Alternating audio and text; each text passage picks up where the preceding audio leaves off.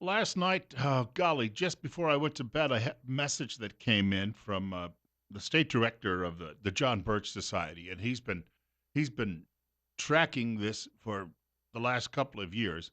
But it appears, in fact, right about now, there's a hearing going on in Boise to move forward with a constitutional convention in Idaho. The CONCON, as it's known for short. We've been talking about that off and on this program ever since, well, in 2015, I guess it was, John Kasich, the former congressman and now governor of Ohio, he came to this state and he visited and made a pitch for this.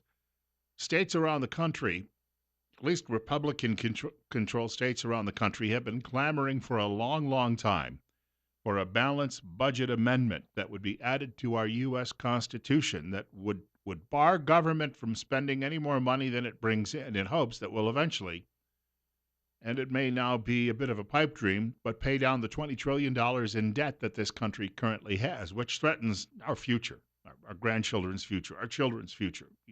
You cannot build huge navies and huge air forces and the like when eventually you have to pay all that back. The note will come due at some point. Congress normally, and this is the procedure that works when a constitution is amended. What did I say there? Amended? Amended. What Congress normally does, Congress will come along with a proposal, be one item, one issue, and then Congress will then send that out to the states. We had an amendment passed, I believe, back in 1992 that had been around since the very beginning of the Constitution, when the Constitution was first adopted. It took that long for enough states to finally get on board with it, and that limited Congress in its efforts to give itself pay raises and the like. Uh, this is how it would normally work. Congress would say, "All right, balanced budget amendment. We'll send it to the states. We'll see if we can get enough states to approve of this, and then move forward."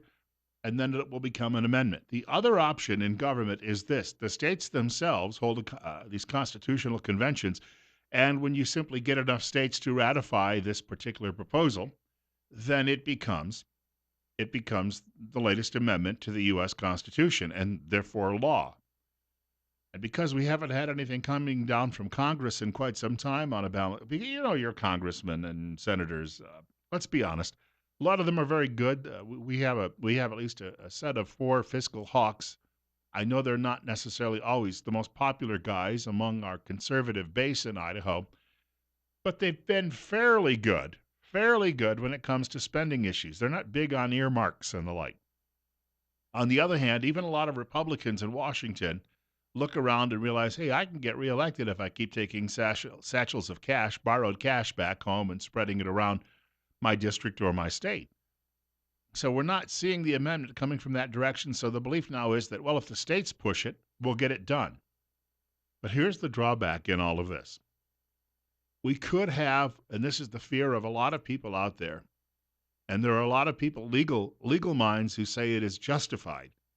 We could have what's called runaway conventions, and that is the states would then say, all right, we came here to talk about a balanced budget amendment, but let's make sure that we enshrine having little girls and little boys share the same potty, and we'll put it in the Constitution so that it'll be forced upon everybody all over the country.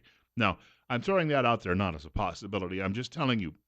uh, I know that's a bit of hyperbole. It's an exaggeration, but this is to give you an idea of what could happen. They could start rewriting that entire founding document. And if enough states got on board with that, then everything we've known in the past about our Constitution could go bye-bye. That's a according to a lot of legal scholars out there, is a very serious concern that we have. Now, the question I guess we have to answer, are we willing to take that risk? It's 10 minutes after 8 o'clock. Bill Colley with you on Top Story on News Radio 1310, KLIX, and newsradio1310.com. I mentioned our members of our delegation, our two members of the House of Representatives in Washington and our two U.S. senators. Tomorrow morning, if all goes well, because his schedule sometimes changes on a dime, tomorrow morning about this time, we expect to be joined by Raul Labrador, representative from Northern Idaho. He occasionally joins us on the air here, generally on a monthly basis, to talk about some issues that are going on. Also, later in this show, if I could, Senator Jim Risch yesterday was a guest on Neil Cavuto's program on Fox News Channel. Um, breaks the monopoly that they have on him over at CNN. Sometimes I think that he is the co-host of CNN's Situation Room with Wolf Blitzer. He spends so much time on that program. But if I have an opportunity, I'll share some of the comments from Cavuto's program from Senator Risch a little later in the show. While I'm talking about a couple of issues that are going on in state government and in Boise this morning, I've got to add this as well. For 45 years, Idaho has granted religious protection to people who believe in faith healing. That is, they believe that if they have a sick child at home, that they are going to pray and pray mightily to God for the healing of their child. Does it always work? Well, we all grew up hearing that phrase, the Lord works in mysterious ways. We don't know sometimes why children die when they're young. We also know that even often with medical treatment, children will still die of various diseases. And it's heartbreaking, it's tragic and the like. But in Idaho, because there has been great respect, this is a state, let's be honest, that was really colonized by one very particular church, which is a very conservative leading church. And now we have other churches, of course, that have sprouted and grown up here. But for the most part, most Idahoans, it's one of the most Christian states in the Union, and it's one of the most conservative Christian states in the Union. So there is a lot of belief in the power of prayer. Since 1972, this has been enshrined in state law to allow families to actually pray for their children's recoveries and rely solely on that. But that may be changing sometime soon. 8:13, Bill Colley with you on Top Story on News Radio 1310, KLIX and newsradio1310.com. KIVI-TV has this posted by Marissa Morrison. President pro tempore Brent Hill, Republican from Rexburg, tells 6 on Your Side he plans to meet with Senate Republican leadership Wednesday to address faith healing in the state. And then it goes on to talk about the law that was passed in 1972, allowing parents with religious objections to medical treatment to have the legal right to let their children die without seeking any medical attention. A 6 on Your Side investigation revealed as many as 1 or 2 children a month die in Canyon County due to lack of medical attention. Now, stand back for a moment and think about that. Would those children have died with the medical attention? See, this is why modern media, and we see a picture of a little boy or a little girl on our TV sets or on the front page of your local newspaper, and people say, oh, if only those parents would get with the program and get with the modern world and go get the care that they need, and it tears at our heartstrings. But I also turn on my television afternoons when I go home and I see these constant commercials for St. Jude's Children's Hospital. And I see these constant commercials for other hospitals which are treating children who are sick, in many cases dying from diseases we have no cures for. And I'm telling you, maybe these 2 children that die per year in Canyon County because they don't get medical attention, maybe, again, to stress this, they would have died even with the medical attention. That part of it doesn't get considered, though, by the folks in mainstream media because, well, number one, they don't like people of religious faith because they don't understand you. I heard a great comment one time about the standoff in Waco, Texas that took place a quarter century ago with the Branch Davidians. In fact, there was a PBS special about this last week, and PBS is going to follow up, I think this week, with a special about Randy Weaver and Ruby Ridge. The problem the negotiators had, and it's not just people in media, it's people often working in government and government agencies, they had no idea when they talked on the telephone to David Koresh what he was talking about when he was making his biblical references. They thought he was just stringing them along and feeding them a bunch of baloney to buy time and insult them. They had no idea in the negotiators and the FBI and the like. They had no idea what he was talking about because none of them had ever read the Bible. And you've got a lot of people in media who are of the same stripe. So they don't know. They just simply think you're being mean or you're being, archaic or that and that, that they need to wisen you up and get you into the modern world. The writer goes on to say that Hill said he was presented with a list of 5 recommendations from a task force chosen to study child deaths on Friday. Those recommendations include leaving the current law as is or broadening exemptions to include other types of religious practices or alternative treatments, removing the exemptions in cases where death or serious harm is both likely and likely preventable with medical care, removing the exemptions entirely, or adopting reporting requirements for parents who treat their children through spiritual means or prayer, giving a child protection judge authority to intervene if necessary. So, in other words, they're going to put together a registry of Christians who believe in faith healing. How is that going to work? Now, I went to visit a faith healer myself a few years ago. I remember driving to this beautiful little church and going in, and the faith healer's name is Alan Ames. And we lined up, and we would walk down front, and he would put his hands upon us, and he would pray. Folks, I have gone years without what I would call much of a sense of smell. I would not be able to detect a gas leak in my home, for instance. When I was a kid, I remember one time standing in the barn with my dad, and he opened up a great big container, and he took the cap off of it, and he said, "Is that gasoline or kerosene? Will you smell?" I had no idea. I put my nose over it. I couldn't make any distinction whatsoever. But I went to see this fellow, Alan Ames, who was a faith healer, and I almost said faith feeler, but he was a faith healer, and he put his hands upon me, and he prayed, and I walked back to my pew, and I sat down, and as I was sitting there, I started to get this smell, which I think could only be the smell of flowers, like a strong, sweet smell, which I'd never experienced before in my life. So do I believe it can work? Yes. Will it always work? No. That goes back to that previous reference. We grew up hearing that phrase, the Lord works in mysterious ways. The writer says Hill met with leadership on Wednesday to discuss the recommendations and determine how the legislature should move forward. And here's a quote: "It might lead to no changes at all, but we certainly have no intention of just brushing it over.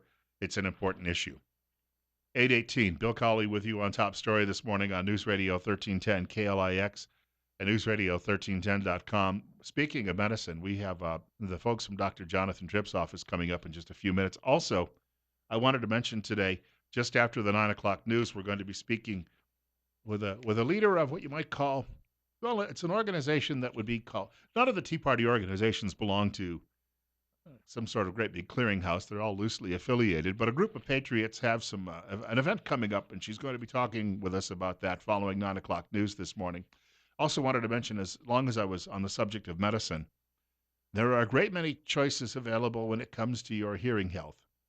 And we've been asking you for the last year, at least the last year, if not longer, if you have issues, to get in touch with Dr. Christine Pickup at Mount Harrison Audiology in Rupert. And the question becomes, well, why would you choose that particular office? Here's a thought: compassion. Dr. Pickup and her staff pride themselves on caring for each individual with customized and personal treatment plans. Mount Harrison Audiology cares about your health goals and will work with you to provide the best care possible. Call Mount Harrison Audiology for an appointment today. The telephone number 208-312-0957. That's 208-312-0957. I wanted to mention a couple of other quick things. There's a great response on Facebook that comes from State Representative Ron Nate. He's from over in eastern Idaho. And a newspaper reporter at Post-Register took Ron Nate to task because the Bonneville County Republican Central Committee is saying that Republicans need to get behind Representative Nate, who is one of those, call him Tea Party Republicans, who are currently serving in the state legislature. And he gets under the skin of leadership. But the writer says he represents mostly Madison County, and Madison County Republicans are telling him that he should tone it down. So therefore, it doesn't matter what the few constituents he has in Bonneville County say. And then it goes on to say that Nate is behind the Castle Doctrine bill, and that has a lot of flaws, according to this reporter. So Nate responded and said, actually, the Castle Doctrine bill is sponsored by Christy Zitto, who comes from Elmore County and actually represents parts of Twin Falls County, too, as well. So he said the reporter got that wrong. And he said, number two, last week they did a story about me at that same newspaper and said that my response was no comment. But he said nobody ever bothered to call me. Of course there'd be no comment if you don't call him. 822, Bill Colley with you on Top Story this morning on News Radio 1310, KLIX and newsradio1310.com.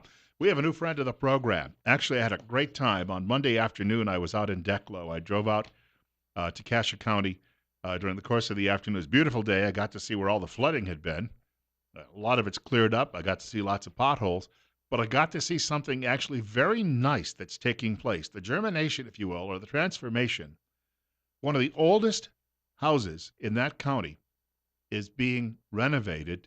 It's a high-end renovation. It's going to become a bed and breakfast, and it's going to host all sorts of things. It's going to be bringing in chefs and people from all over the country, and there'll be cooking demonstrations.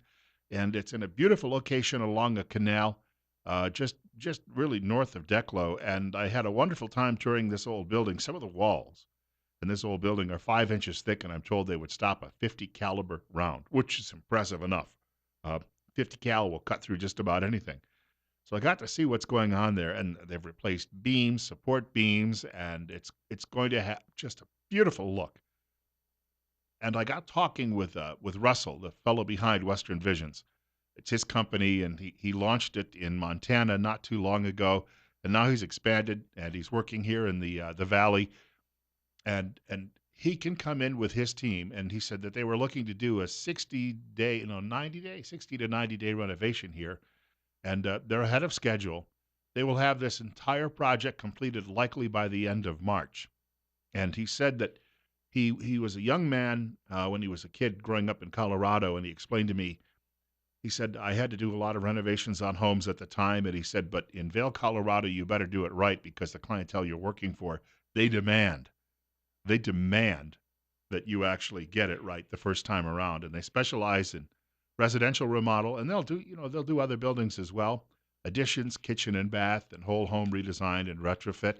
I'm going to be telling you more about what he's got going on in the coming weeks. In fact, he's going to come in the studio with us in a few weeks, and he's going to sit down with us and talk at great length about what actually is taking place at this particular renovation, and then give us a little bit detail about what they can do for you if you're looking for something like that as well, especially in these beautiful old homes that we'd like to preserve. He'd be a good person to talk to. Coming up on 825, Bill Colley with you on Top Story on News Radio 1310 KLIX and newsradio1310.com. But just a reminder again, that's Western Visions. I'd recommend, if you'd like to know more, go do a computer search on them, and you'll find some details too as well. We have a caller with us, the number 736-0300, 736-0300. Caller, you're up next, and you're on the air. Yeah, good morning, Bill. Well, through front groups, George Soros is putting money into this uh, con thing for the states to call. So that should be a big red flag. Of course, he doesn't do it openly. He's got all these front groups that he finances. And the other thing is, even if they would get a balanced amendment, there's so many loopholes in that from what I've read. And do you really think Congress would abide by a new amendment when they've basically ignored the Constitution that we have now? So, I mean, adding one or more amendment, but the risk, like you say, all of the law professors from Notre Dame through all the legal say that there's no way you can limit it to one or two items, regardless of what the states wants. And the other thing says it would take 3/4 of the states to approve. Not necessarily. They could change the rules just like they did with the Articles of Sure. Confederation when they updated that. You They think can about make it. their own rules, and they could have a simple majority. And You think about the fact so, that the social engineers, I remember having a discussion about this many, many years ago. I was working at a talk radio station in upstate New York, and I had a local assemblyman on who was a lawyer. And I said, well, if we have one of these, would you be taking part? He said, well, I think we need people who are on the inside and understand how the system works. And I said, no, you're the guys who messed it up in the first place. You've got all of these social engineers who think this is the time they could come in and rewrite the way that we all live. well, absolutely. It's just ludicrous that our legislature is even considering this. So there has to be some. And this is the other thing is this is a top-down movement. I've got them commit. There's nobody in the state here, as far as the citizens, are pushing this.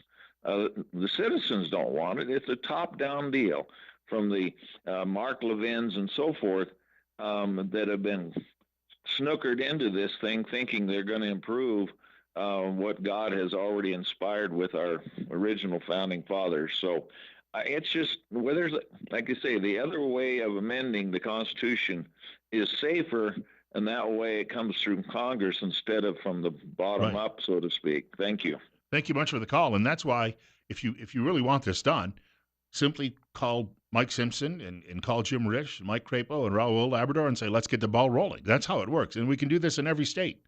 It seems to me that you have what are called memorializing resolutions in many governments, local governments, and the like. And what you do is you simply call upon them to go forward with this, and you put it down in writing, and you pass it, and you get it on record, and that's how it works. And at least in the House of Representatives, representative being the key there, they're supposed to actually represent constituents' concerns. So if you want a balanced budget amendment, you go back to Washington. Ronald Reagan thought it should happen there, and among conservatives, people look to him as being the gold standard. So why are we actually toying with this in Idaho? And I look, I think a lot of people are well-meaning about it, but I think that they're ultimately playing with fire by doing it. And as I said, there's a hearing going on, I believe, right now as we speak, at the state capitol about this, and it's moving now rapidly. We've got a short break coming up. We're going to be joined in just a moment by the good folks from Trip Family Medicine right here in Twin Falls, Idaho. Going to be talking some medical issues, and if you have a question or comment for the physician assistant today, feel free to give us a telephone call in the next half hour at 736-0300. Jeremy Daly in studio with us this morning, and that's on the way, as I say, in just a moment. Also wanted to mention Waddell and Reed right here in Twin Falls. This is an investment firm that's been in business since 1937. My mother wasn't even born then, I don't believe. It's one of the oldest firms to offer mutual funds. Waddell and Reed owns and manages two fund families, investing by a conservative nature, and clearly after 8 decades, this is a firm that knows what it's doing. Waddell and Reed will take a planning approach and look at each piece of the puzzle for clients and help build proper expectations. And Waddell and Reed will build plans around clients' needs and goals and help you manage money because Waddell and Reed takes planning personally.